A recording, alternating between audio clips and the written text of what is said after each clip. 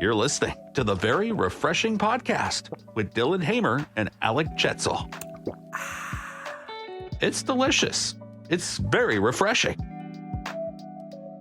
Welcome to episode 2 of the Very Refreshing Podcast.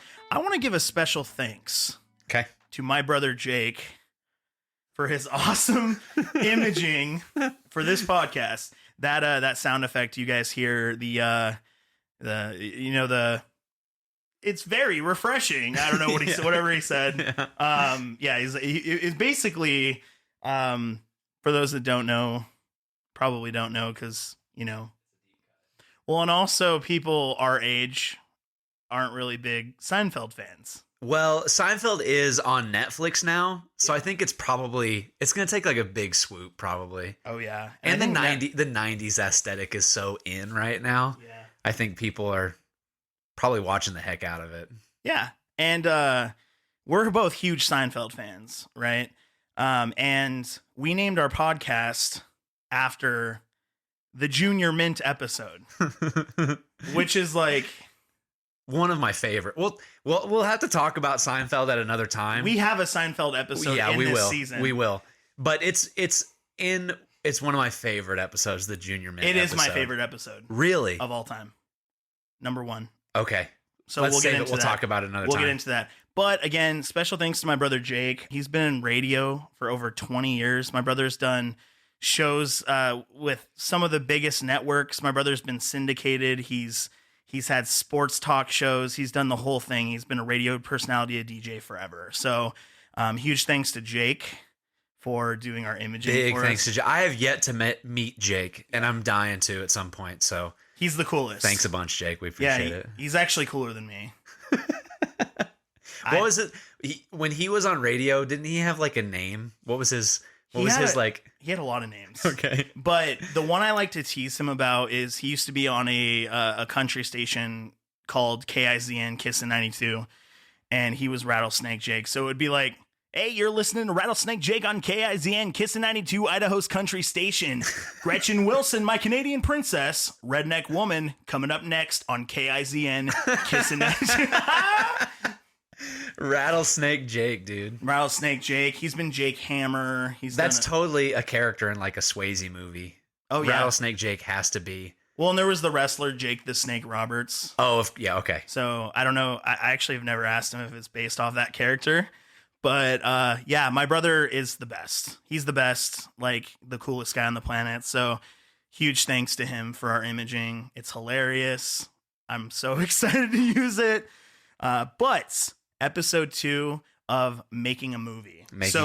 Our last episode, we talked about Watch Me, which was a short film we did in October of last year.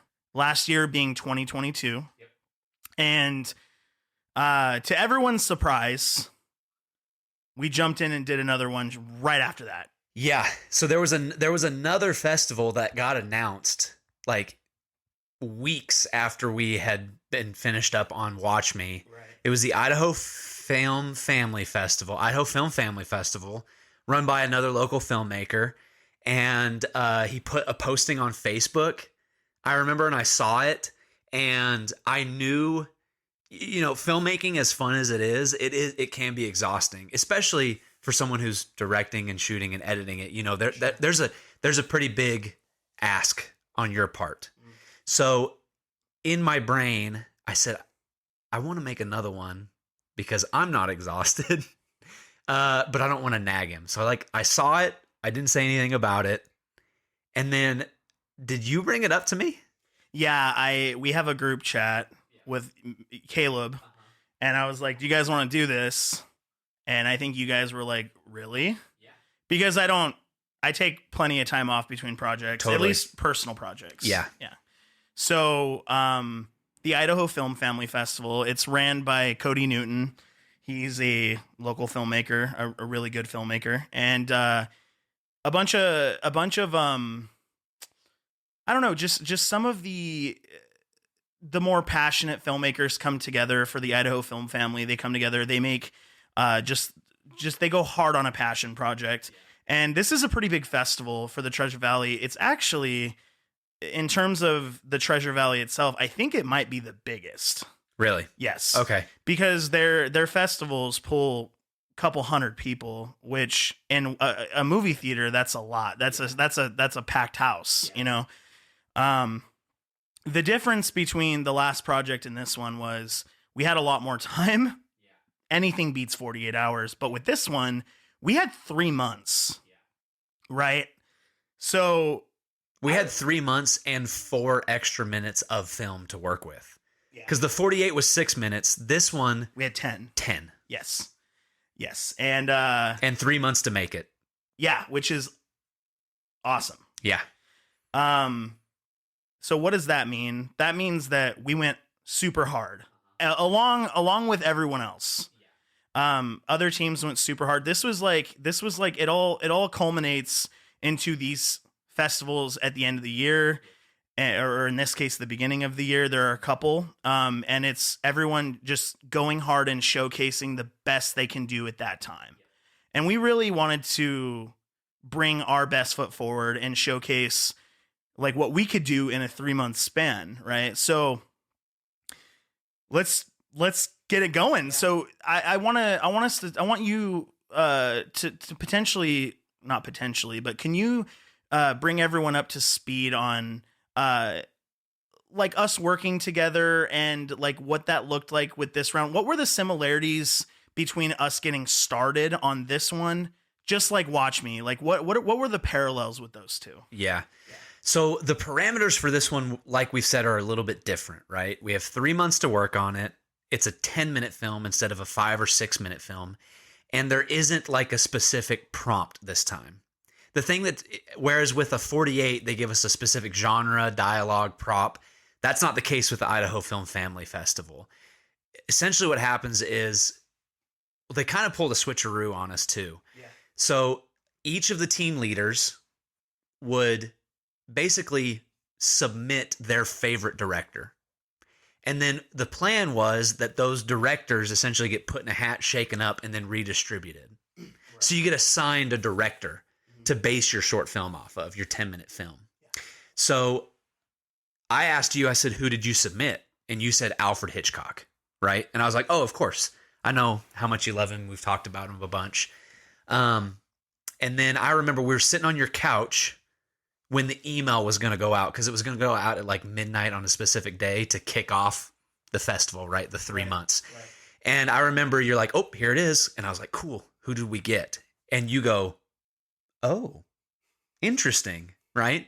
And I was like, what? What's interesting? I thought we had gotten, the most random of directors, or a director that we really weren't into and we'd have to make do.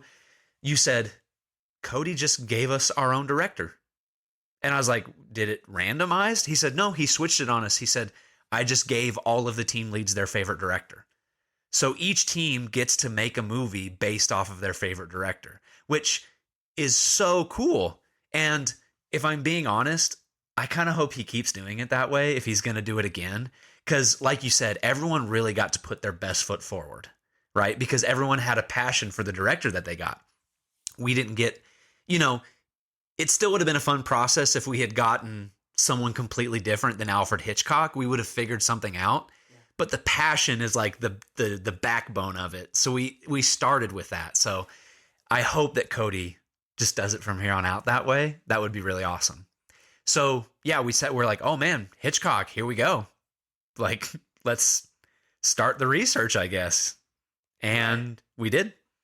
I've been a huge Alfred Hitchcock fan. And in fact, a lot of my work kind of, I don't want to say rips him off, but I'm very inspired by Hitchcock and his whole pure cinema that he does. If you watch any of my films, there's a lot of, or a lack of dialogue. Even in Watch Me, there's one piece of dialogue in the whole film because Alfred Hitchcock believed that you can tell a story without words, because he got his start in the silent era. And then when they moved on to talkies, or films with dialogue or audio, he kind of like kept a lot of those principles rolling. Now me, huge fan, obsessive. I own all of his movies. I love him. You were very aware of Hitchcock, but because you were going to be writer once again, just like Watch Me, you were tasked to write the screenplay of this. Yep. You did a ton of research. Yeah. Right? Yeah. So before we get there, you and I did the same thing we did last time. We were brainstorming, right? And we had a lot of ideas, but I remember I walked outside. We're in my office, by the way, right now. I walked outside my office and I just thought laundromat. Yeah. Right? We had narrowed it down to two things. Yeah. Right? Yeah. So we had watched Psycho and we had watched Rear Window together. Totally. Right? Those were the two, amongst all the other YouTube videos we watched about pure cinema, we had watched those two specifically. Yeah. Right? So we had narrowed it down to laundromat and I don't know if you remember this, someone driving basically on a backcountry road. It was all taking place in a car. Exactly. And that was based off of Psycho, right? The scene where before she even gets to the Bates Motel, she's driving and she knows she's in trouble and a cop is following her. Yeah, and a cop just stalks her. Exactly. A pretty long distance. Right. So we had thought maybe we can play with that because that even though that wasn't actually the plot of the movie, it could have been itself, you know what I mean, of Psycho. Well, that's what's brilliant about Psycho is because there's a couple switcheroos in there, right? Sorry, spoilers. The film came out in 1960. Get over it. No, but if you watch any YouTube videos about the greatest twists of all time, you already know that the narrator is Tyler Durden in Fight Club. Sorry. And you know that Norman Bates is the killer. You know that already, right? Yeah. It shouldn't be news to you. Well, the two things that were cool about Psycho was it started off as sort of a heist movie in a way. Yeah, like a crime, a getaway. Marion steals money from her boss and she flees to go be with Samuel Loomis, her boyfriend.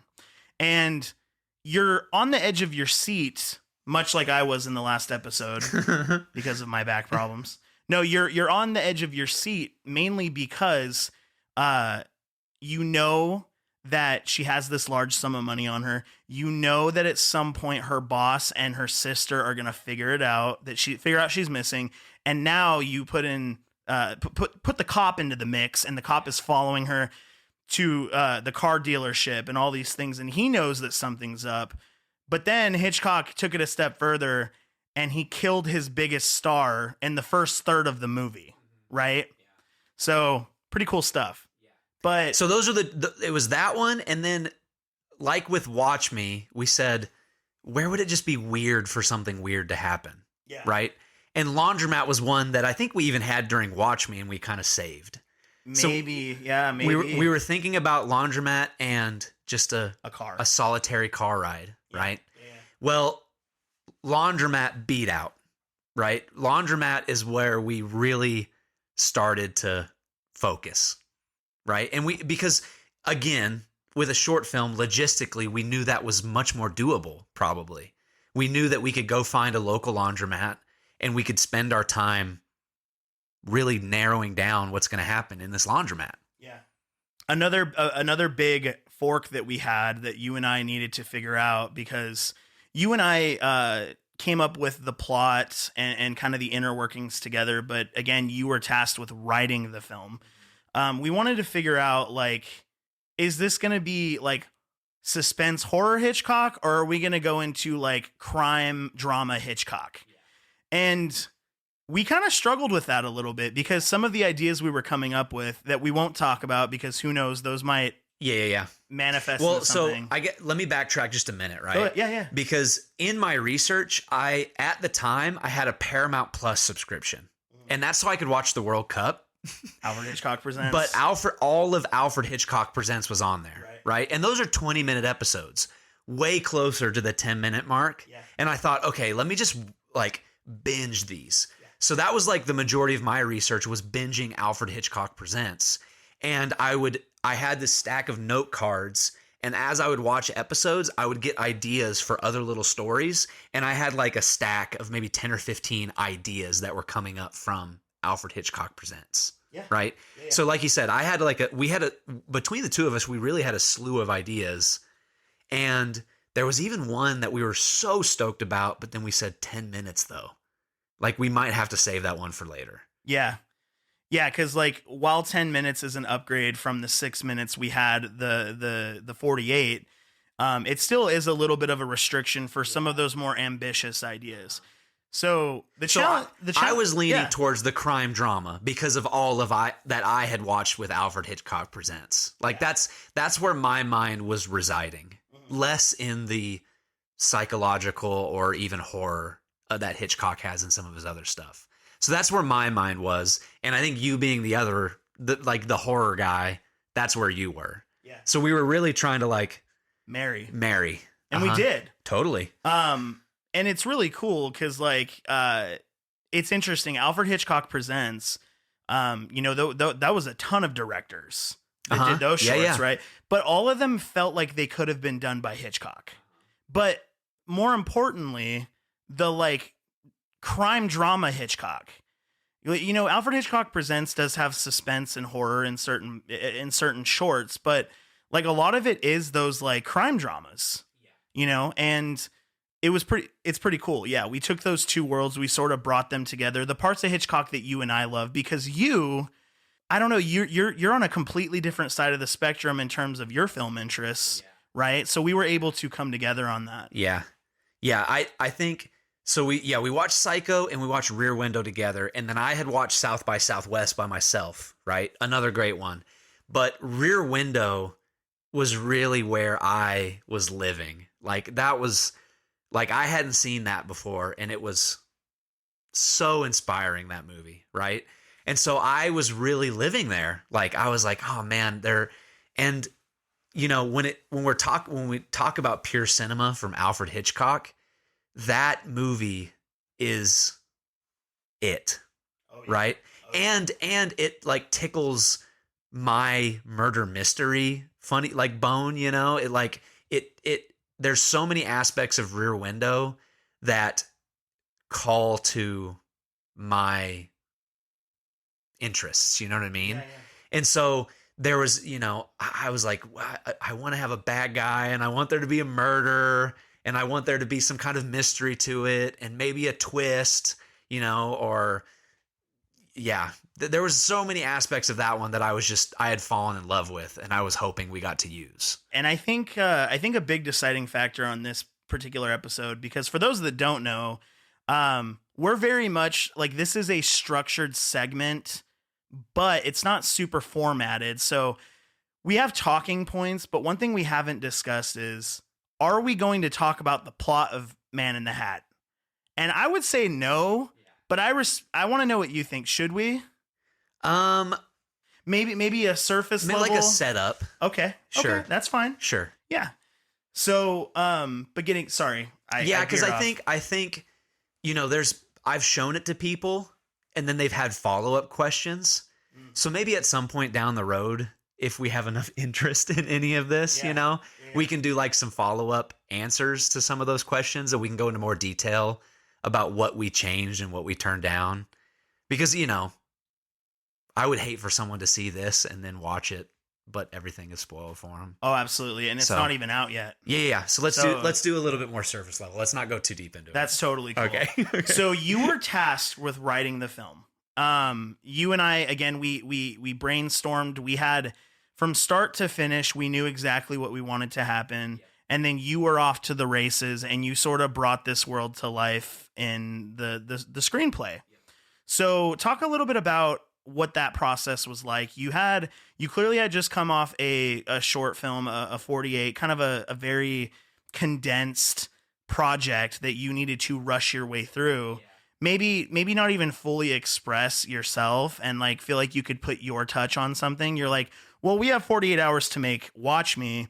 I need to just write stuff down and submit it. With this one, you really had like room to play, right? So talk about the differences between the two. What was writing the screenplay like? The amount of time that we had to work on it really made a difference, right? So we had 3 months. We essentially had December, January, and it had to be submitted the last day in February. Yeah. So I think I ran this by you. I was like, hey, can we take an entire month to write it? Because I think it's worth it. I think it's worth, this idea that we have is pretty slick, and I think it's worth taking a whole month to write it. you know? So I knew, even though I had a bunch of time, I had like a specific deadline. And so you have to, like, anyone who writes knows you have to have a deadline. Otherwise it just doesn't really get done. You know what I mean? So there was a deadline, but there was a ton of time. We didn't quite have the laundromat scouted out yet. So I had to write it, and I based it off of the laundromat that I had gone to when I was a freshman in college, right? Sure. So I wrote the blocking and the spacing, and this isn't a spoiler, but it kind of is. Watch Me, we really wanted to go pure cinema, Alfred Hitchcock with it. So there is Man in the Hat. What did I say? Watch Me. Yeah. So Watch Me is very same. pure cinema too. Yeah. But we, at a certain point during our brainstorming, we said this could be a silent film. Like, and let's do it. Like, let's try it. You know what I mean? Yeah. And the only dialogue in the movie is like a news segment. It's okay. Hopefully that's not too much of a spoil. No, it's not. So there's a news segment that gives a little bit of exposition, but none of the characters present in the film talk. Speaks. No one speaks, right? So it was really an exercise in blocking, believe it or not. You know, it had less to do with expressing thought through words and more of expressing action through spacing, right? Yeah. And I had... When I wrote Watch Me, I did it in a Word doc, right? When I wrote the first draft of Man in the Hat, I also wrote it in a Word doc, and I almost wrote it as like a novel. You probably remember that. Yeah. I wrote it almost like a short story novel. You did that. Totally did. Yeah. So I actually wrote out my character's inner dialogue, right? And because that was almost the only way that I could convey it, right? And then when I brought it to you, you said, cool, now put it in a script format. And I don't know if you saw this on my face, but I was like, what? I don't want to do that. Yeah. It is the way that it is, right? There's no dialogue, Dylan. It can't be a script. This is how it's going to live. In my brain, I said that, but I was like, okay, I'll go put it into script. And I got one of the free programs online, and I started putting it in there. And I realized I had to start pulling out that inner dialogue, right? And I started pulling out a bunch of it or rephrasing it as an action, right? So there's no dialogue blocks in the script. There's only action blocks, right? Which was, probably very different than a lot of scripts. And if you've written one, probably way different than what you've written before. Yeah. So it was different, but it was also not... It was the first thing I had really ever known. So it presented a challenge in one way, but it was fresh. Like I didn't have anything to muddle up the experience beforehand, so it was doable. And it was a really cool exercise too. It's the year 2023. Most of us aren't watching silent films. No. So it's hard. And I didn't go watch any silent films, so I had to kind of figure out how to format it and express the spacing and the blocking and the actions. And I'm kind of excited. I'm kind of like grateful that was my first formatted script, because I kind of got to learn how to do it. Yeah, you were kneecapped. Yep. Yeah. And it worked out great that way. Mm-hmm. It worked out great that way. And, in some future video, maybe we'll talk about some of the stuff that we rejected amongst ourselves, plot points and story beats. But yeah, it says in there story by Dylan Hamar and Alek Jetzel, but then I got a solo writing credit, which I hope I've told you this, but thanks for letting me take that on. It was really awesome. Oh yeah. In the last episode, I talked about learning to delegate, and I trust you with that. Right. So it was there any times where, because we would have these brainstorming sessions 2 or 3 times a week, and then I would like go do my homework, and then I would come back and we'd have a brainstorming session, give you assignments. Almost kind of like it, right? Was there any times where you felt unsteady about that, or unsure that you're like, oh, is he? I don't think so. Okay. No, there were like, this is the reality, and people don't want to admit this. Like, shooting each other down pisses you off. not you, but people. You know, you get so married to something and you get excited. You know, this is something that editing. Oh my gosh. With editing, there are so many shots that you are stoked on that you can't use because they don't push the story forward. Yeah. And you're like, oh, that was artsy or this and that. It's the exact same with brainstorming. It's the exact same with writing. Writing, for sure. You cannot get married to sometimes the things that you feel are the coolest, because the question is like, what is this doing for the plot? Yeah. And there were a lot of those, kind of like how I spoke in the last episode about overshooting and coverage. You overwrote. Totally. And that was awesome, because there was a ton of moments where I was sitting at my desk and my laptop and I had eureka moments. I was like, oh man, the character can do this. This is exactly what it needs. And then I would bring it to you and be like, that's not what we're going for. Right? Yeah. And, you know, I didn't feel angry, but yeah, part of me was like, yeah, but it could be what we're going for. Yeah, but it's cool. yeah. There was a specific point too, and this is the perfect example. Let's go. Right? Yeah. Where you probably know what I'm about to say. I came and I said, what if my character did this and, you know, didn't speak, but helped one of the other characters become aware of what was going on? Yeah, I do remember this. And it saved them, right? And you went, that's not what we're going for. And I said, yeah, but it's something that the audience is really going to dig because it's, you know, familiar and good, and, you know, it builds the character. And you said, these characters they don't need to be built in that way. Right. And you specifically said, Alek, you're projecting your hero mentality onto this character. You said, you're a good dude. I appreciate this, by the way. You're a good dude and you want to be a hero, and you're projecting that onto this character. This character doesn't need to be a hero. Right. And that was a kind of a bummer, right? Sure. Because, you know, I knew I was going to be acting in it, and who doesn't want to be a hero? You know what I mean? Who doesn't want to be the hero in the movie? Yeah. But after a few minutes, and after, you know, I went home and marinated, I was like, yeah, that's true. I'm not supposed to be a hero in this. My character's not supposed to be a hero.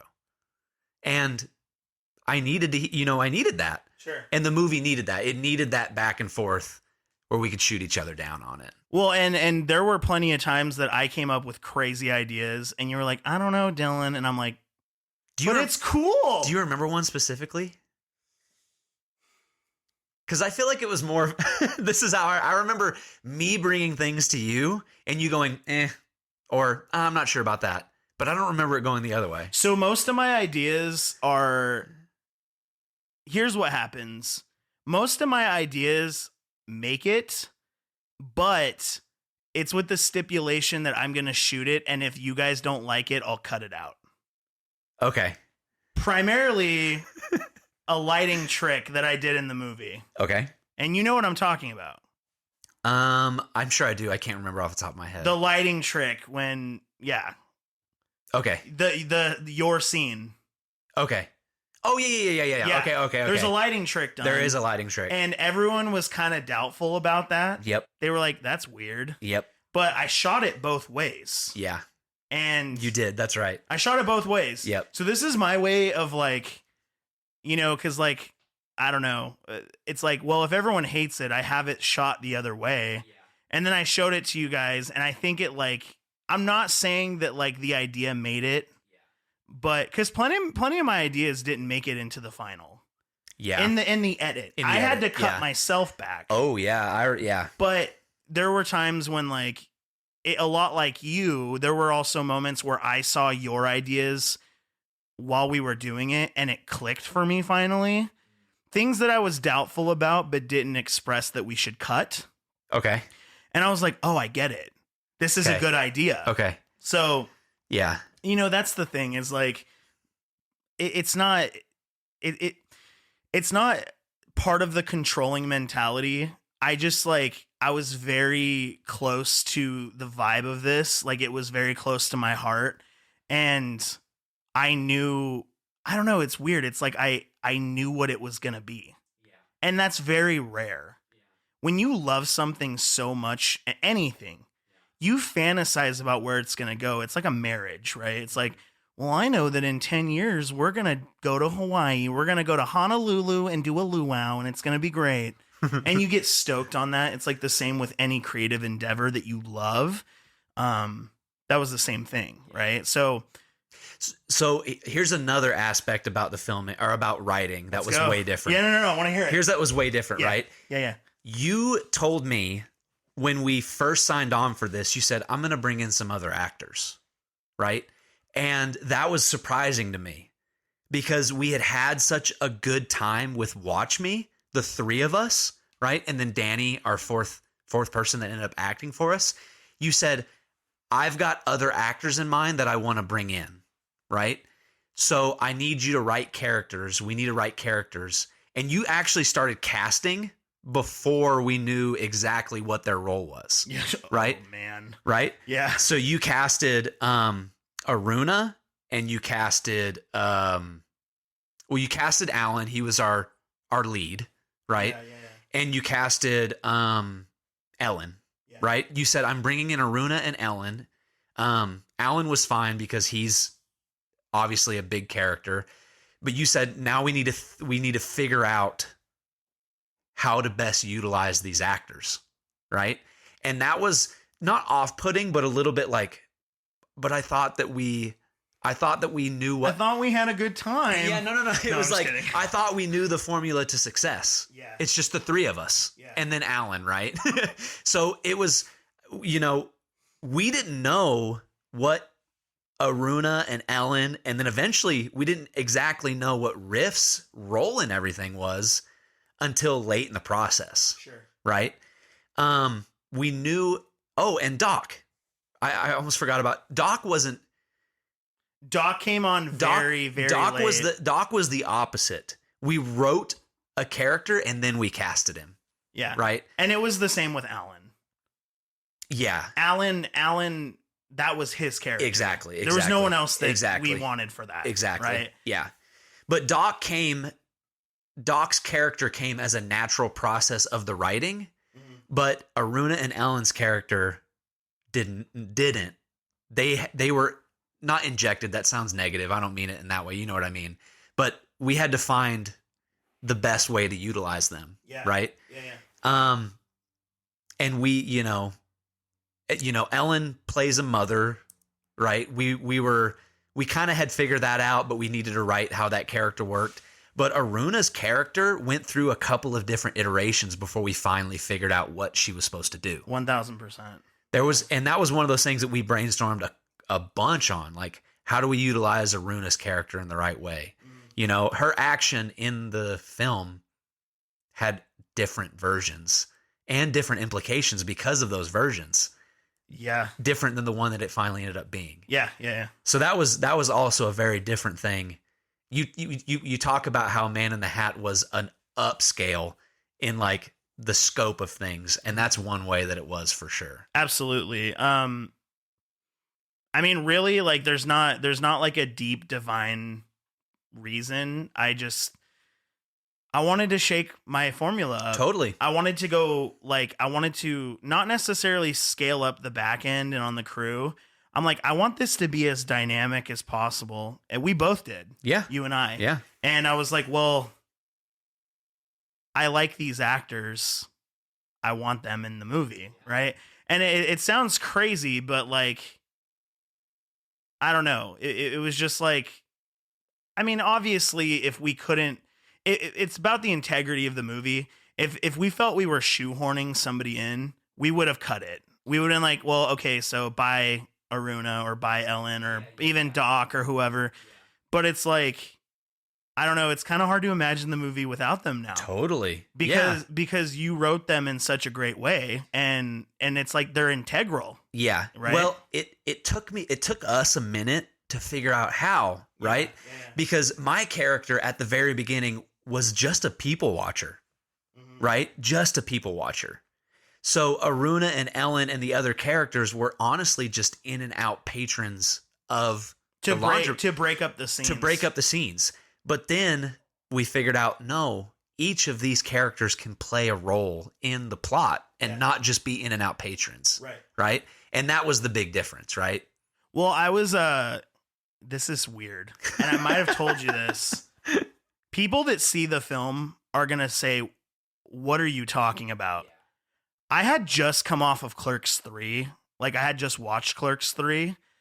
And, you know, obviously leading up to Clerks 3, which is a brilliant freaking movie, by the way. And everyone crap talking Clerks 3 and like Kevin Smith's new movies. Clerks 3 is awesome. Okay. Not super funny, but has so much heart.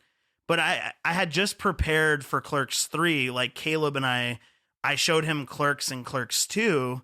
And they have those scenes broken up by people coming in and out of, you know, the quick stop. And it's so weird to do a Hitchcock movie and want characters to break up the scenes, but it was totally Clerks inspired. And we were talking and ultimately came to the conclusion where it's like, no, these people need a purpose, right? Which is duh. But like, I don't know, that's an example right there. That's an example where an idea of mine wasn't the best for the movie and it got changed. Right. So there's an example. Because the original idea was that it was me and Alan interacting the whole movie. And then, like you said, broken up by these other people.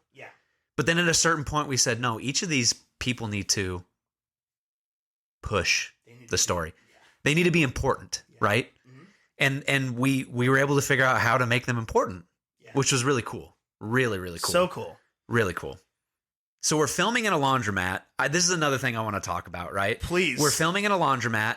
We go to a couple of different laundromats. We actually have the time to scout a location, not like with Watch Me where we showed up to the motel. We scout the location. We decide on it, right? You call up the guy. There's a process there for getting it booked, but we finally get it booked. We know we're going to go film on these 3 nights, right? A week before that, I believe, we go up there and we go with Cody, me, our lighting guy, and we start to plan shots, right? Now, you had a vision for how it was going to look. So can you talk about planning that with Cody and what that was like? Dude, yeah. So Cody, me, for those that people in the film community in the Treasure Valley definitely know him, but super, super accomplished guy. He's worked on The Walking Dead. He did the Robert Downey Jr. Sherlock Holmes movies. Like, the guy is excellent, okay? And like knows his stuff. And I kind of grew up with him. And the humblest of dudes. He would never tell you that.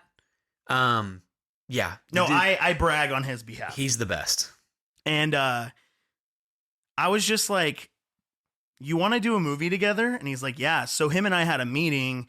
I went and showed him the location. This was even before, we did like the table read and stuff. Well, before table read, and also like prior to like our preliminary like photography stuff, our test shooting, our test lighting, all that stuff. We had the script. Yes. Yeah. The script was there. Sent it over to him, and I sort of explained what I wanted it to look like. I was like, I know it's weird, but I'm going to make this laundromat very dingy, but not just dingy, very dark. And he knew exactly what I was thinking. And him and I came back to my office, and I was showing him scenes, and, going back to Rear Window, I showed him, the climax scene, the big reveal with the lighting and stuff. And I had all these shots in mind that I wanted to do. And he knew exactly what I wanted. Like, I explained it, and he's like, oh, I can make that happen. And he did. Yeah. And it was easy. Yeah. And him and he just knew. Funny enough, I feel like he knew what it was going to look like before even talking to me. I feel like he knew what it was going to look like just by reading it. Right? So, pretty amazing. Yeah. Yeah. And there was like a lot of people we brought on board, right? It was like Cody, me. We you and Caleb obviously were behind the scenes as well. And then, we had Tawny Fox who came in and did our like makeup and hair, and some other people. So you and Cody went, and you guys went like a week before any of the rest of us did. And then there was another time before we started filming where I came, right? Yeah, we had we did some test footage. We did some Yeah, test shooting. and I got to see what the lighting was going to be like for the first time, right? Which, let's talk about filming, and then I'll talk about this. Okay? Yeah. Because let's just go in a little bit of an order, right? Yeah. So just so everybody knows, in the chronology of things, I see how Dylan has the lighting set up for the first time, right? And then we have our table read, which was, if it's okay for me to say, was the coolest experience for me as a writer. Oh, sure. It was like exhilarating, right? We had all of our actors sitting around each other. Each of us was reading out not our dialogue, but our actions, because there's no dialogue, right? And we had Alan reading all of his actions as Man in the Hat. And he almost had a voice when he was reading it. He went like full narrator, and and like had this voice that, like, Alan's a pro. So I imagine if there had been dialogue for the Man in the Hat, that was the dialogue he had created. That was the voice he had created in his head. 100%. And he was reading it, and everyone was reading it. And everyone, you as the director, you went, okay, everyone go find your spots, and when it gets to your turn, we'll read it, right? And I remember you saying this might take a couple tries to get it right, but we all got into it and we started firing on it. It did not take a couple tries. It did not take a couple tries. No, Everybody was on it. Everybody was on it. And there was a rhythm to it. Yeah. And as we read it, I was like, I think that they get it, right? Like, I think that they're reading my words and they're getting it, right? Because, like I said, the rhythm matched, right? And everyone was, and sometimes there would be times when Alan would read, and then he'd look up at me and go, oh, yeah. And I was like, oh, my gosh. It was like the most affirmative thing I had ever had as a writer. Well, because the screenplay it has a tone. Yeah. Hey, Carrie, can you do me a huge favor? So on my second shelf, I actually have the screenplay. And obviously, I'm not going to read a ton from it. But, I mean, the washing machine spins to life. A combination of water, clothes, and suds tumble within. Alek pauses for a moment, then sits on the bench behind him. The hum of the newly started machine drowns into the rest of the machines in the laundromat. And like every sequence opens with, I don't know, it's just so easy to imagine. And I know that every good screenplay has that, but I think a lot of actors are used to like looking at something as a matter of fact and then bringing their own dynamic to a character. The stage was set for them. They knew it was there, like they could imagine it and they can act it, right? So I think this process was really easy for them because, I don't know, it was just drawn so well, right? So yeah, like it was cool. Yeah. The reading was super cool. Yeah. So my excitement was like skyrocketed. I was like, oh my gosh, this is cool. Like everybody is playing imagination with my script and we're all getting it, Yeah. And it was almost like being able to see the movie before we made it. Yeah. Yeah. Yeah. That was the best. Dude. Yeah. Yeah. Yeah. It made me feel so good. Sure. So stinking good. Yeah. No, it was awesome. Mm-hmm. It was so cool. So, you want to, you mentioned earlier that, well, I guess we get into filming, right? Yeah. So we had set the last weekend in January. No, the next to last weekend. Yeah. Right. So we have a Friday, Saturday, and Sunday evening. Mm-hmm. We're going to film in 3 days. Yeah. Right. The script is 10 pages plus, I think, an extra page and a half of supplemental things. Yeah. Right. And you typically want to account to a minute and a half per page. Yeah. So we're looking at 12 pages. Right. And a 10-minute film. Oh, yeah. So we've overwritten a little bit. Definitely. Yeah. Which is, I think, fine. Sure. But yeah, we film over these 3 days. Yeah. And so was this the biggest set that you had? Like the biggest maybe crew and set? On my films, yes. Okay. Totally. Okay. Totally. I've worked in crews before, but like for like a film that I'm like spearheading, this was definitely the biggest, like Okay. without question. Okay. Yeah. And it was definitely like nerve wracking, right? Because aside from, you know, the lead up to it was a lot because, you know, we had to book the location, which was a whole process on its own. Like, I basically had to beg them and make a deal with them, not financially, but I offered to do favors for them. But then there's also like other stuff, like we had to do casting, and then, you know, there was a lot of things that fell through, and props. Oh my goodness! Let's Props? backtrack just a minute and talk Sure. about that, right? Because you talk about process, you talk about begging, talk about rejection. Tell us about the newspaper. Yeah. So, you know, we were talking about Watch Me earlier, or in the previous episode. And you know, a lot of people were saying, "Oh, Danny was great in that," and the reason being is because she was authentic, right? Yep. She was the hotel manager or the motel manager. It was real, Yep. right? And that's why people were so like into it. I always want to do things this way, and I've always done things this way. If I can do it, it has to be real, Sure. right? Yeah. So, and it goes just beyond like props. It comes down to actors too. Like, we have an you didn't spill the beans, but you already talked about a certain newscaster. Uh-huh. We got a real newscaster, like a very tenured newscaster that's worked for big syndicated stations and blah, blah, blah, or networks rather. But if we want to go into the newspaper specifically, so there's the news. So as context, without spoilers, the newscaster and the newspaper provide context in our movie that otherwise wouldn't be there because there's no dialogue. Absolutely. So these two things hinge our whole film, because without them, there's no exposition. I would say. Yeah, or at least like it's very lackluster. Yeah.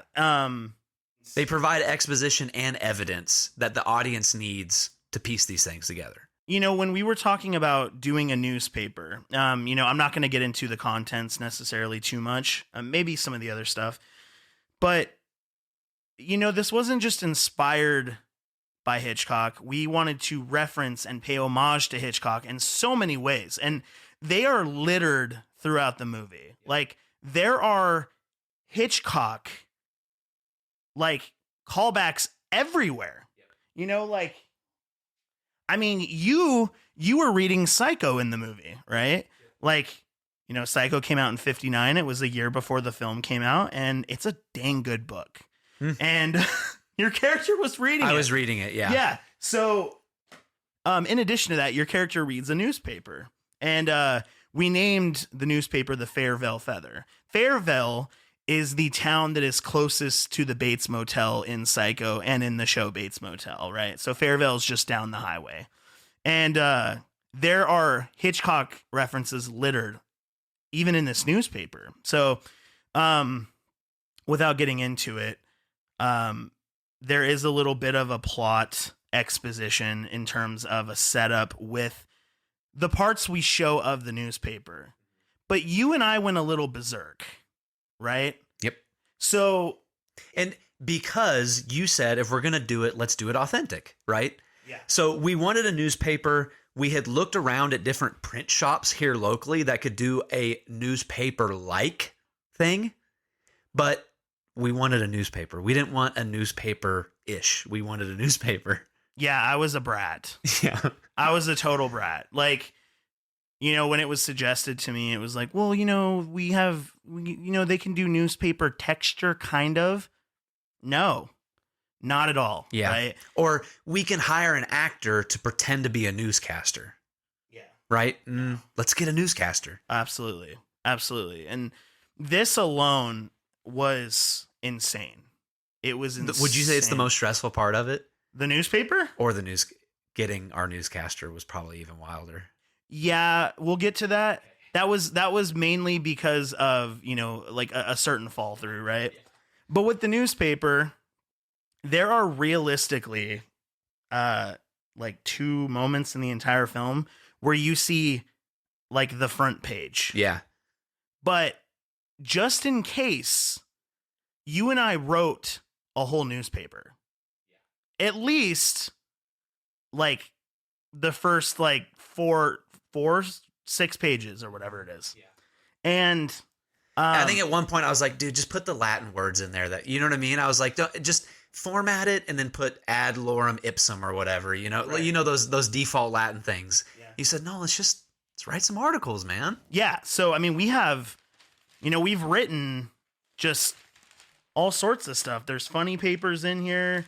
There's portions that kind of call back to other films that I've done, and even other film. There's a travel blog in there. There's so much in here. It's like, I don't know. It's baffling. Yeah. It's baffling that we would do this. Yeah. But we didn't know what was going to be shown, especially if I had like a storyboard in mind, but I also wanted to shoot some coverage. I didn't know what was going to be shown. So just to cover our bases, we did a real newspaper. And furthermore, not only did we write a newspaper, we had real newspapers made. Yeah. Now, for those that don't know, you can't just contact a newspaper press or a person that runs a newspaper press and say, yeah, I would like 5. Yeah. No. No. You have to order hundreds to potentially thousands of them. Yeah. So I put on my begging cap again, and I begged this dude or this newspaper publication in Homedale. I was like, please just go to the absolute minimum that you can do. And they're like, okay, like 300. And I was like, okay. Still way too many, but we need it. So yeah, There's a box back here. I ordered hundreds. Just hundreds of these.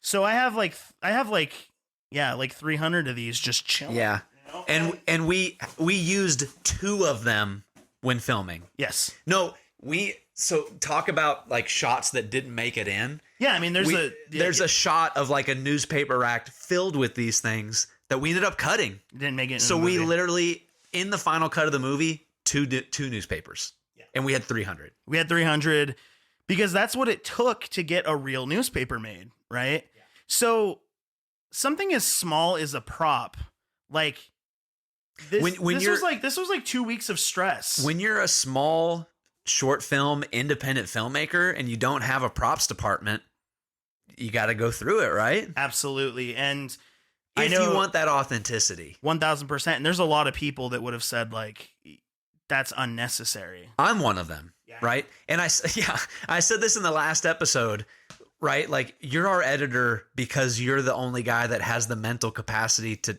you notice the details incrementally, right? And I said a couple times, if not more, no one's going to notice. And what do you always say? I notice, right? It's important to me. Yeah.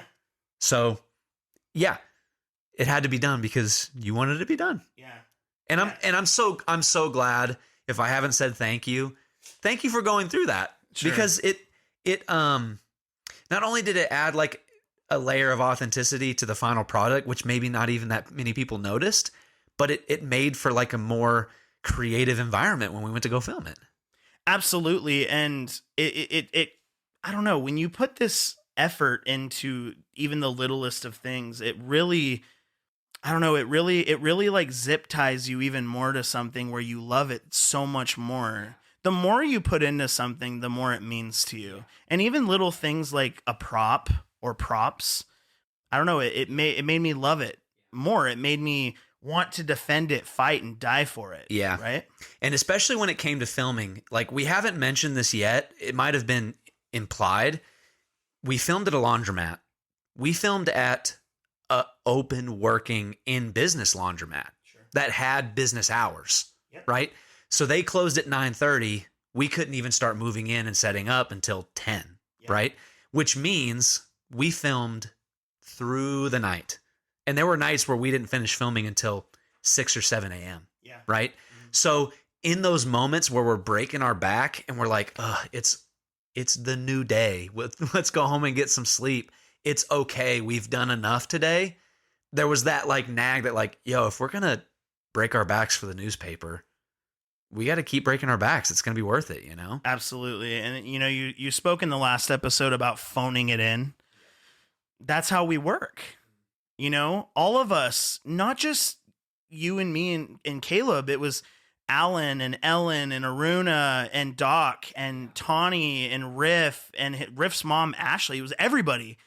We were willing to suffer, like we suffer, like, and I don't mean like we suffer for our craft. It's just like we would be willing to go to crazy lengths because we all love it. We were so stoked on it. So excited. Yeah. Our other actors and crew members, like I think Saturday was the day where we had everyone there. Yeah. All of our actors and all of our crew. And each actor maybe only had an hour and a half of like real filming time. Yeah. But they were there all night. Oh, they were hanging out. Like we're talking 8 hours. Yeah, chilling. And they were They were wanted there to the see whole it. time. They wanted to see it. Mhm. Yeah, they wanted to see it come together, and that's that. And it's special. Big shout out to them. They're special. Yeah, they're so special. Yeah, and it's like, I don't know, man. It's amazing. It's like, I don't know, just like seeing a bunch of people put in the effort they don't necessarily have to because they love something. I don't know. It to me, that was like the same feeling you felt at the table read. I felt that, and everyone was so kind. There was lots of I appreciate yous, I love yous, hugs. Like we were all so stoked for each other, and it was fun. It was so fun. And so if you're playing mental mathematics, you can probably guess a 10-minute movie we filmed for 24 total hours. And there are some actors that only needed to be filming for an hour and a half, right? So we're talking small parts, right? We're talking, even though, parts that really play a role in the plot, not a ton of screen time, right? It goes to show that like the people that we were able to bring together weren't in it for them. They were in it so that the final product could be dope and could be fun and it could be something that we were stoked about, Absolutely. And so like, what are the odds that we're able to find a group of people with like that little ego? Like, thank goodness for them. You know what I mean? Yeah. Like, thank goodness that we didn't have any friggin' divas on it, Not one. Not one. No, and in fact, not one argument. No. There's always an argument on a set. Yeah. And especially with how big that set was, everyone was super happy. We were all friends, and it was just the best. Yeah. And lots of Red Bulls and lots of coffees and caffeines and snacks. Like, Oh yeah, we had a catering table. we were filming into the butt crack of the night, dude. And so that's, when tempers could be flaring and frustrations could be coming up, everybody was, and the highest of praises to Alan, a pro from the moment we started until the moment we were done. Like, the best. yeah. The best. And the best guy.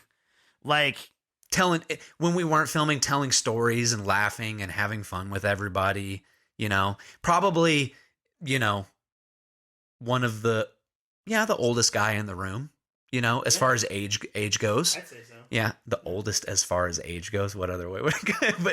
But so he had, someone can get old. Like, you're sick of them. An old soul. Yeah. No. Or there's an old soul. No, he had the most number of years, but he was he was hanging, Oh, yeah. It was the best. The best. So I have a question for you. Okay. From the you obviously let go of the paper and you moved into the role of the observer. Mm-hmm. That was your character's Yep. name. What was that like? What was it like to, I don't know. I'm always interested to hear what the experience was like from the perspective of someone that's different than me. Right. Because the way I saw it, there's just like, it's a little bit of a chaotic mess and there's so many moving parts. And it's just like, I'm trying to like taper my breathing to like fit what's going on. From your perspective, what was the experience like acting in this movie? The experience, well, it was like probably different than most actors' experience, I would imagine. Having written it also, you know, Caleb was our primary script supervisor, but having written it, I was also playing that role a little bit. Sure. Right. And, you know, me and you and Caleb are producers. So we were making some changes on the fly as we went. Yeah. And so it was, this is going to sound selfish, but like I wouldn't have had it any other way. You know what I mean?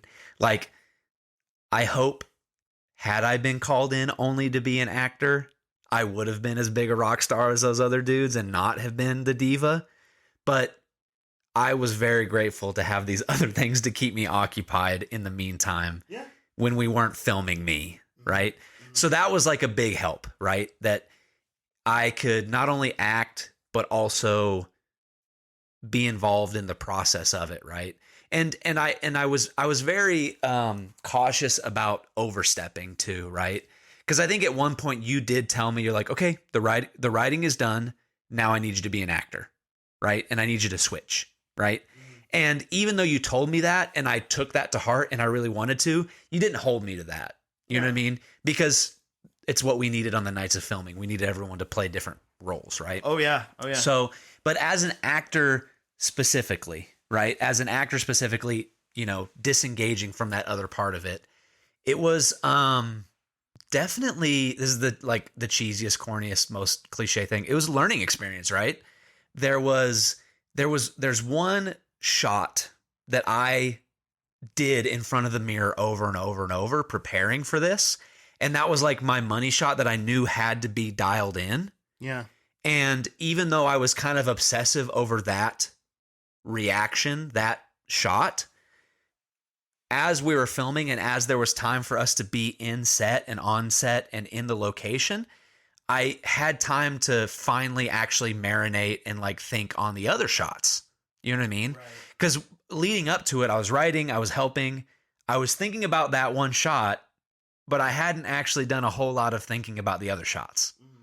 So the fact that we had such like a creative environment and there was some downtime, I got to sit on the bench where I spent the majority of the film. Just practicing. Yeah. Right. And it was like some kind of on the job training, right? Getting ready for the character and what I needed to bring to it. Right. Yeah. And so grateful for that too, because there's a chance I may not have been prepared for it otherwise, you know? Yeah. And I don't want to sound pretentious because it's not, you know, I'm not like some trained actor. So there's not like this big preparation, you know, I'm figuring it out as I go and learning for myself. So I don't want to make it seem like I had to labor and, you know, prepare and stuff. Cause you know, I was figuring it out as I went. And so I'm really grateful that I was able to do that for sure.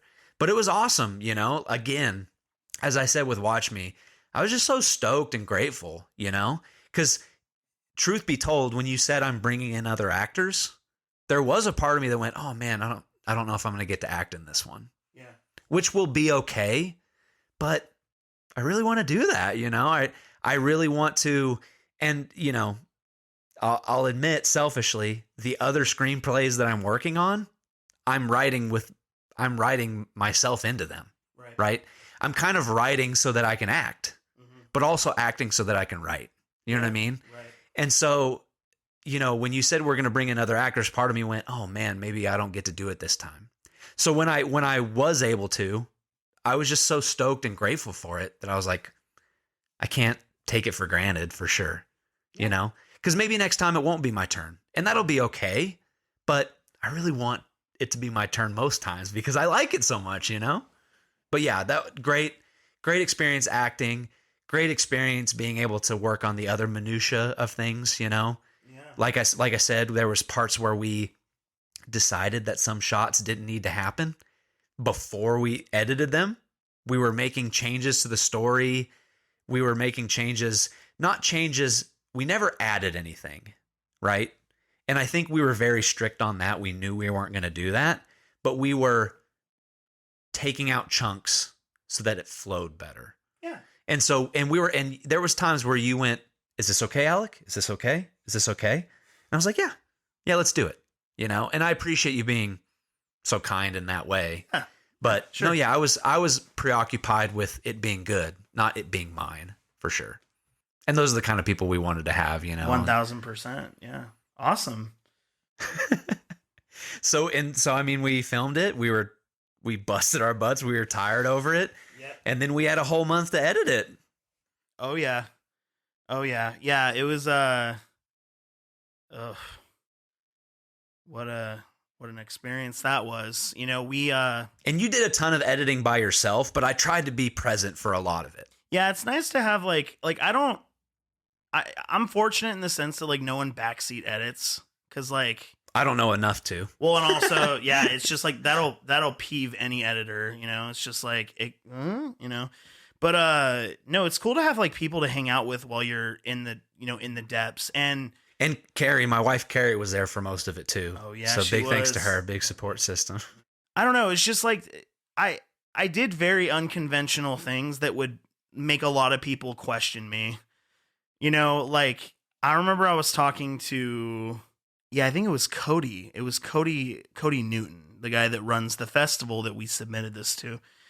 I was like, yeah, I'm doing all the Foley, which for those that don't know, Foley is the creation of sound effects and things like that.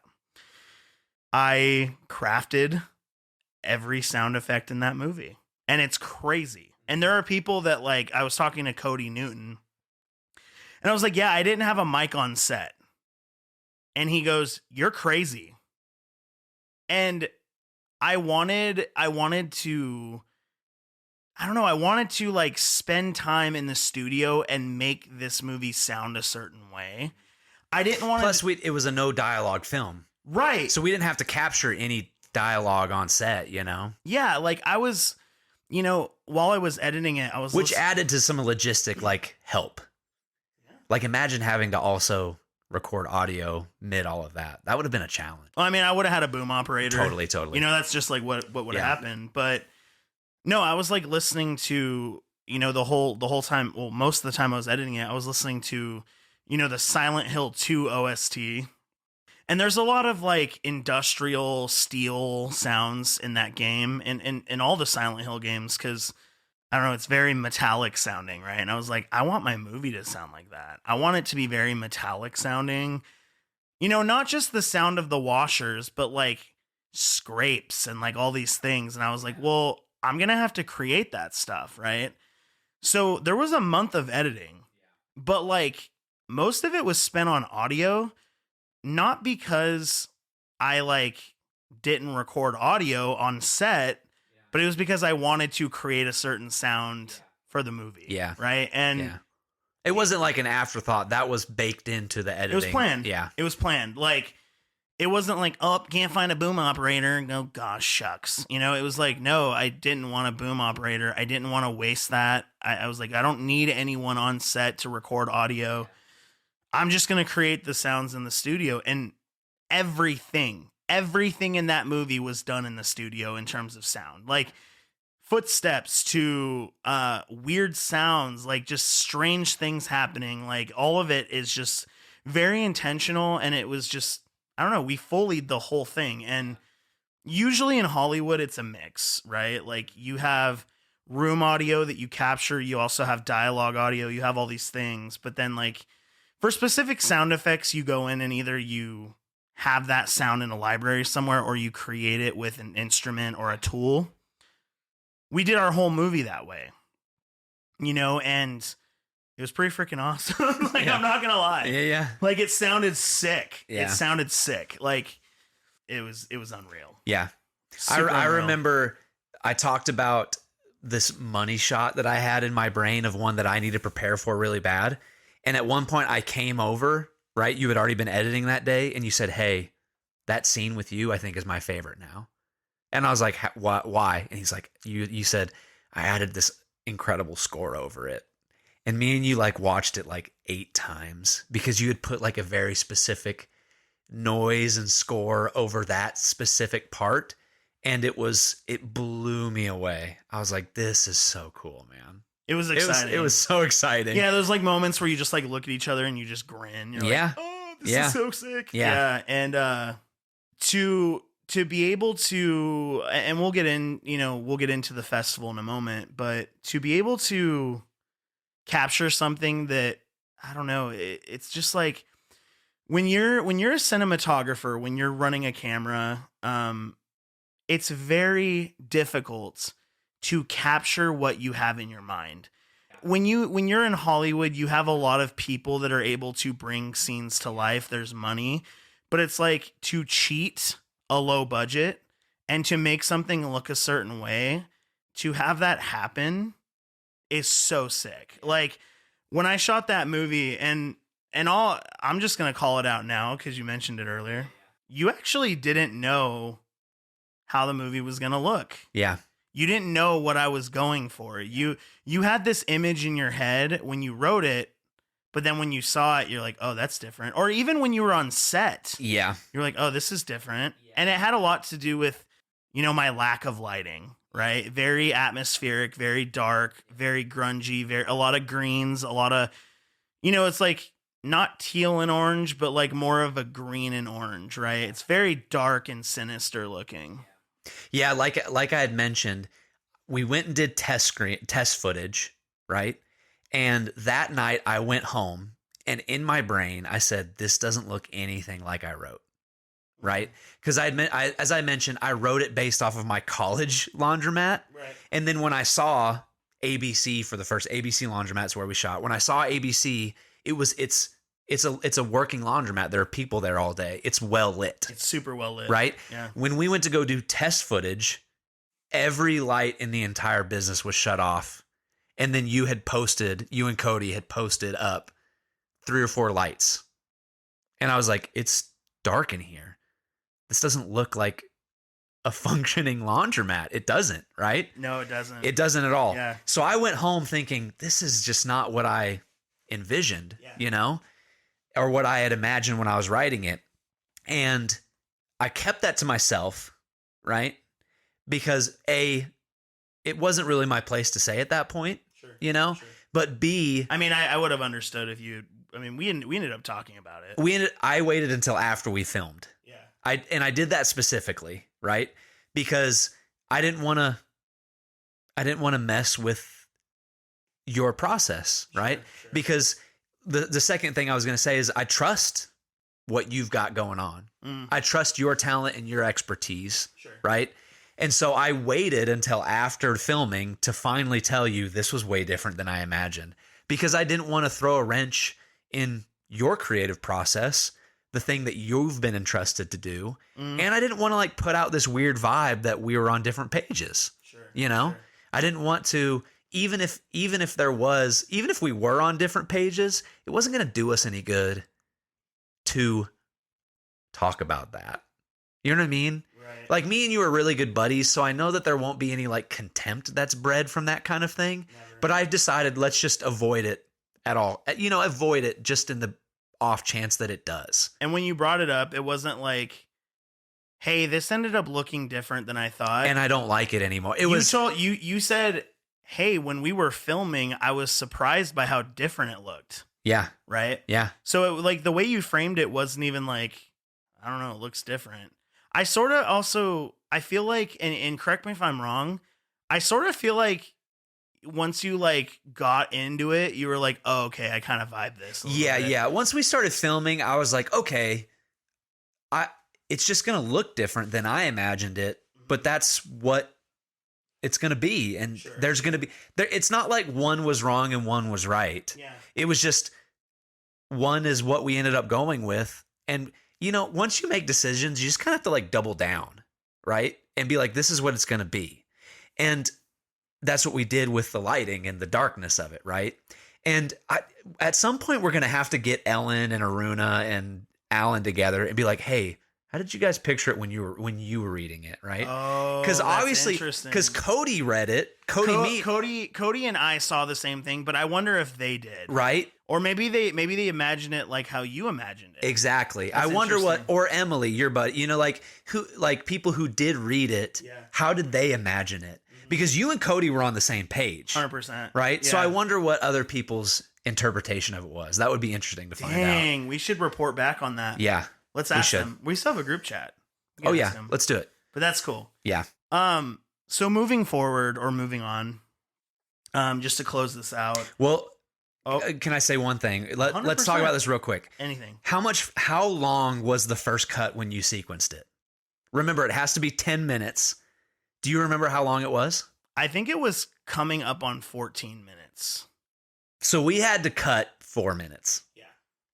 Like that may not sound like a bunch. That's a lot. It's especially that's 25%. That's not the correct math, but you know what I mean? It's like, well, and you have to cut 4 minutes while maintaining the integrity of the story. It has to make sense, right? Like it's like, oh, well, we can't just cut this part because that's integral. Yeah. So, yeah, it was So we had to be really critical. Oh yeah. And at some point go, I love this, but it's just not gonna do it. It's not gonna help, right? And so there were shots that we were really stoked on that didn't make it. And they're not going to. Because what's interesting is after we shaved that down, it made a way better product. We shaved it down. The final product was 9.5 minutes. Yeah. And having watched it a dozen times and shown it to other people, I'm like, dang, 14 would have been so freaking long. Well, and not only that, like, I just can't imagine it any other way than it is right now. We were already walking kind of a tightrope on keeping people's attention, I think, right?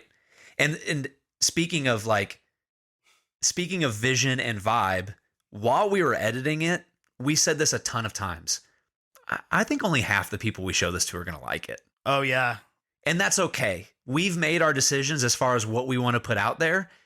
Half the people are going to like it. Half the people aren't going to get it. This is not going to be, in any sense, everyone's favorite. This is not going to be the favorite. This is not going to be, definitely not going to sweep awards. No way. Like this is going to be a cult classic, for lack of a better word. You know what I mean? Well, yeah, it's being shown to, like, there's a couple generations here, but it's being shown to a pool of people that are trained differently now, right? Like, we have the modern blockbusters, we have freaking Fast 80, and we have we have Transformers. I don't know, wherever the Beast Wars one is coming out. Yeah. You know, Rise of the Beasts. It's always Rise of the something. Yeah. Every movie has Vin Diesel lifting a car over his head. Absolutely. It's like the first Fast and the Furious. Yeah, they're trying to like knock over these trucks, and like Vin Diesel's buddies like stuck to the truck, and he's like tied up, and they're struggling to get this guy off the truck. And it's like, I heard in one of these newer ones they went to freaking space. Is that true? I don't know. You know what? I think they did, but I think it was Tyrese and Ludacris. It wasn't even the rest of them. It was just those two. Like there was a trailer for the one of the newer Fast movies, and it's like Vin Diesel does like a Michael Keaton Batman grappling hook. Yeah. And he like goes off a cliff with and his car. And he does this weird like swing around, and he comes back on it. Yeah. I'm just like, yo, in the first movie, you crashed a GTO trying to drag race and beat a train. Yeah. And now it's like you're like using Inspector Gadget technology. It's weird. We digress on it, but maybe better said, to give the modern cinema credit. Oh, it's great. People are used to character-driven stories, right? Like, I mean, that's the reason we love the Marvel movies so much. Is because there's these characters that we've spent a ton of time with, and we love the characters, right? Our movie is not character-driven. No. You know what I mean? So it's definitely geared to a way different sensibility. Yeah, it's very situational. You're not following a character, it's almost like you're just following the laundromat. Yep. You're like looking around, you're like, well, what's going on here? Mm-hmm. No one character requires your eyes the whole time, you know, and that could have been disastrous. And I think we were assuming it was going to be disastrous because we were like, okay, so, but we were fine with it. We were actually content with that. We liked it. We were like, we really like this. So, you know, and there is like a part of everyone that's like, well, what if people hate it? You know, and that's scary. But like at the end of the day, like we made something we enjoyed, and that was awesome. And which I guess now we get into its reception. Yeah. Right? Yep. I want to say it was a week after submission. The Idaho Film Family Festival. It was March 4th. Yep. I believe so. March 4th. Dear gosh. It's like 16. How many movies were there? Yeah, like 14 to 16 movies. Yeah, there was a lot. Yeah. And it was a very big turnout. Yeah. Like it was and like 10 minutes a pop, so we're in the theater for 2 hours. Yeah. And there was like, a couple hundred people there. Yeah. To my surprise, and I think your surprise, people loved it. People were stoked, man. They loved it. They were stoked. And much like Watch Me, right? Because we talked about this in the last episode. There was like a hush. Yeah. Right? The same hush was over the theater. Right? And same thing. I was pitted out. My hands were sweaty. Pitted out. I was nervous, dude. Yeah, I was nervous, right? And I believe there was an intermission right after ours. Ours led into an intermission. Yes. So we got to get up and walk around, and people were stoked for it. And that was exactly we're like, there's no way everyone likes this one, right? And, there might have been some people in there that didn't like it. It's okay. But we had people just telling us how stoked they were for our movie.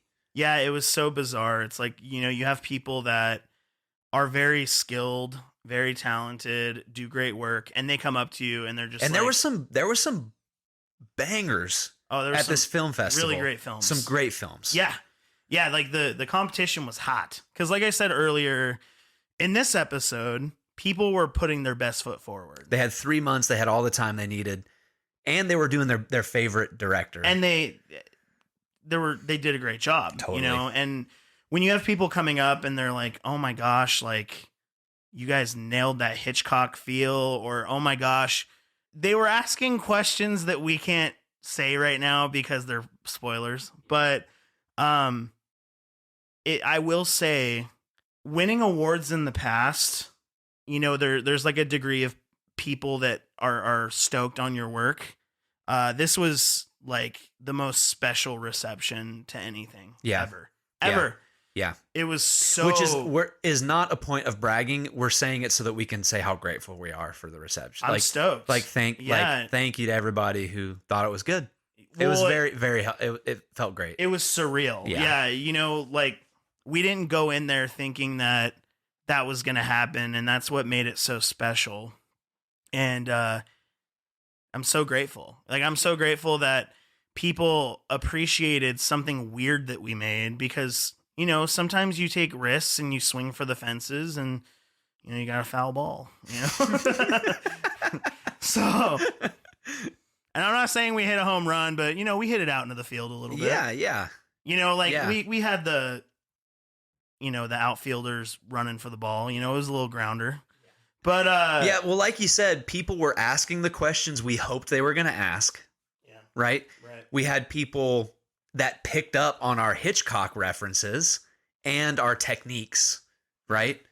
So we were able to convey that. Like the different things, people were stoked about the lighting choice and like the vibe and the mood of it, Right. And we had some other really incredible filmmakers start to pick our brain, and we got to pick their brains. It was like such a good experience. The best. Such a good experience. I got my first outside compliment on my acting, and that felt incredible. That felt incredible. Someone told me, you've got a knack for this. I hope you get to do more of it. And that felt so good. Of course it did. So grateful to everybody. Yeah. It was awesome. And we took home some awards. We first and foremost, Alan won Best Supporting Actor at the festival, and it was so funny because on the way there, I was like, what if Alan won Best Supporting Actor? Because Alan, obviously, not only does Alan not say anything in the movie, Alan doesn't show his face in the movie. I was like, what if? And he did. Yeah. And he was so pumped. He showed up to the premiere in his suit. He looked dapper, and he was so happy. He was there with his wife, and they got to share that moment together of him getting, it was awesome. So happy for him. Yeah. A pro that like really deserved the recognition. Yes. Yeah, and then we took home Best Cinematography, and we won Best Director as well. I've won a Best Cinematography in the past. I've never won a Best Director award in my life. So that was the first time, and it felt really cool. Yeah, it felt really cool. It was like, holy cow, you know? So the festival was the best. It was the best. We're super thankful. Like any filmmaker that is not only just affiliated with the Idaho Film Family Festival or was, but any filmmaker in the Treasure Valley, like we're super thankful for all of you. Totally. Totally. You know, everyone put their best foot forward and everyone delivered something really great. And we were equally impressed by everybody else. Oh yeah. You know? Yeah. So tons of talent that we got to see. yes. And everyone's so humble. We have a super humble film community, and cities have filmmakers. Boise has a film community. It's not that common because everyone is so individualized and everyone's like, it's weird. It's almost this competitive mentality that's toxic, but competition can be good. But a lot of filmmakers, you know, they're hateful and they're spiteful or whatever. Boise has a filmmaking community where everyone is looking out for each other. Everyone wants to work together. Everyone wants to see each other succeed. Because, you know, there are definitely like members of the community that hope that this turns into their full-time gig and their career. And everybody who does have that mentality has the support. But a lot of us are just doing this because we love it. You know what I mean? And I think that's why it's such a dope community, because, hey, we're not doing this to move on to the next level. You know what I mean? We're not doing this so that we can garner fame and fortune. We're doing this because films are cool and we love being a part of them, you know? Why not foster each other, right? Because we're all doing this for the love of it, you know? Which is really cool. Yeah, it's the big picture. The big picture is the fun. The big picture is the support, the pride. I don't know, man. Just creating something unique. Like you're putting something into the world that didn't previously exist is so sick. So sick. And it's not exclusive to filmmaking, but that's just the avenue we're in. These films that were shown at the Idaho Film Family Festival, none of those existed before. Yeah. They didn't exist, and now they do. Yeah. And to like further push that, we talked about this in the last episode, right? But there are, and I count myself in this like demographic. The world really wants you to be productive, right? The world forces you and like it really pushes you to be productive, right? Go to school, get a job, provide for your family, all very worthwhile and righteous endeavors. Sure. But the world doesn't always reward or inspire or, you know, push people towards creativity. And everybody who came to the Idaho Family Film Festival, said, you know what, despite all these other things I have going on, I'm going to take the time to be creative. Like, we live in a beautiful world and I'm going to add my own brand of beauty to it. You know what I mean? Like, that's what creativity is for, you know? Whether your talent level is at the very beginning or at the most masterful of levels, just go be creative. It's really, really cool. And something that I'm really grateful to have found in the last couple of years, like an avenue to be creative in, because it was definitely like not always my priority. So super grateful for that and that people are doing that. It's cool. I love it. I love it. So, all right. So to wrap this up, we are super proud of Man in the Hat. We're about to start running it in the festival circuit. I am immensely proud of everyone involved, not just the actors, but the crew. For very strange, but I'm really proud of myself too. Yeah. We did a really great job, and it's probably the first film I've ever done that I feel so romantic about. Yeah, I mean, from the moment we have submitted it for the festival until now, you haven't gone in and done any edits, which is big. Like you've always gone back and done edits after the festival. This one has been the festival edit that anybody who has seen it already at the IFFF is the one that we'll be showing at festivals now. It's the same one, which is really cool. That is so interesting. Yeah, every time I've premiered something or entered into a challenge or a festival, there's always definitely there's edits that come after that, just because I'm wanting to change things constantly. But this one is glued. Yeah. It's concrete. It's not changing. Yeah. It's partially due to the fact that you had so much time to edit in the first place. So you really got to go through every single detail of it. But even so, the fact that you haven't gone back to do edits is pretty exciting. You know, the finished product that we submitted is the finished product that we're the most stoked about. And that's really cool. It's so cool. So cool. So do you have any closing statements about Man in the Hat? Do you have anything that, you feel that you want to share with people in terms of your own pride and things like that? I want to say thank you to everyone who has seen it. You know, it's really only reserved, or I guess the people who have seen it so far have only been either at the festival or like friends and family on a one-off basis that I or you have shown it to since it was premiered. But to anybody who has seen it and said nice things about it, thank you so much. That felt so, like, we've talked about it a couple of times. We didn't know. We thought it was going to be 50-50. We thought some people were going to like it and some people just aren't going to get it. So everybody who had good feedback for us and who had nice things to say, big thanks to those people. It's been really motivating, really, really special to hear that kind of feedback. And I don't know.